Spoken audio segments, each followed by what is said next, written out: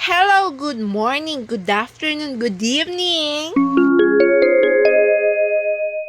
So, andito kami sa SM Bacoor at si Wendell, iniwan niya ang anak niya doon sa tatay para siya ay makapamili ng kung ano-ano. Kasama namin si Ate Guada. Akala ko nga titingin-tingin lang. Kaya yun, hindi ko dinala ang pitaka ko.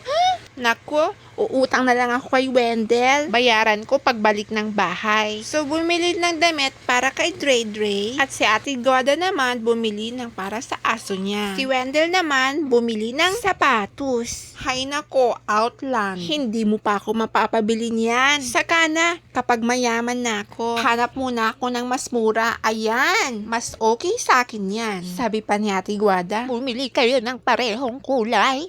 Siguro kasi pareho kayo ng type. Tapos sabi ko naman, hindi ko po nakita yung sa kanya. Tapos yan, bumaba na kami. O ayan, dyan kami namili ng iba't ibang. Wag na nga, basta, sa amin na lang yun. Hay nako, ang babae nga naman talaga. O pagkatapos niyan, bayaran na.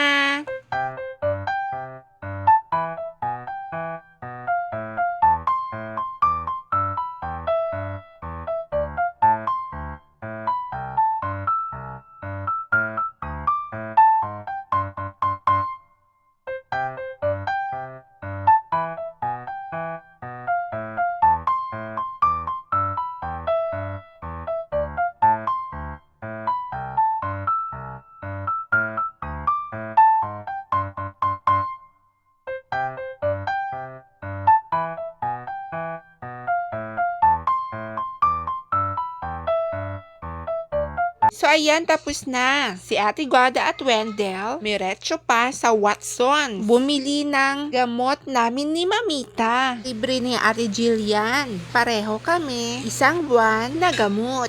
Thank you, Ate Jill. Nag-antay na rin ako sa labas.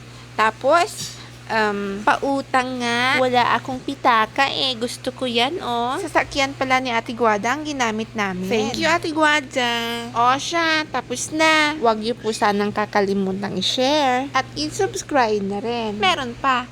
Follow for more. Thank you. Bye!